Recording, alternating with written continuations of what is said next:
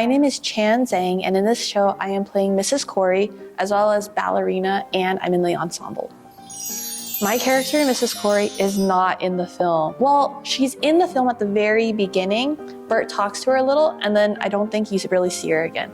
But in this musical, she is her own character with her own scenes and her own world, which is really interesting. Mrs. Corry in the musical runs a talking shop where she sells words and letters and conversations so that people who visit her shop can chat with each other and have fun in the park. And so she is the setup to Supercalifragilisticexpialidocious, where Mary Poppins comes with Jane and Michael to visit her talking shop, and she provides them letters from which Supercalifragilisticexpialidocious comes from.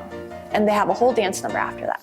Rehearsals are going great. We have so many dances in this show, which is really different from the last show I did with SBMT, A Little Night Music, where we had the waltz. But this show is packed with dances and songs and singing while dancing. And it's just a ton of fun to sing and dance with everyone. Yeah, in A Little Night Music, I played Mala, who was Desiree Armfeldt's maid. And so I followed Desiree around. I had a lot of luggage, some of which I fell with a couple times. But I didn't have any lines in that show. And so this show is super different for me because I have a whole scene in which I'm essentially like the center of.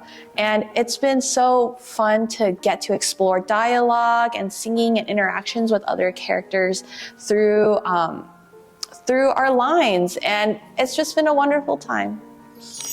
Oh, so I haven't seen our costumes, but our costume designer, Sharon, released inspiration boards for each of the characters, and it's really exciting to see how the inspiration for each of the characters really ties into each other and really builds on each other.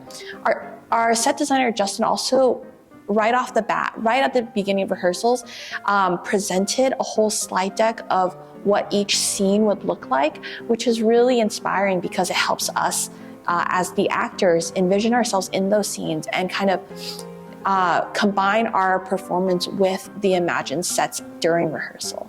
And everything looks really whimsical and colorful and fun. And so when it all comes together, I'm so excited to see what happens. My favorite song from the show is actually one that's not in the movie musical. In this musical, in our musical, there's a song called Brimstone and Treacle, which is sung by Miss Andrews, who is also not in the movie, but it's such a wonderful, funny, kind of villainous song. And our Miss Andrews, Andy, kills it. So I love hearing that song.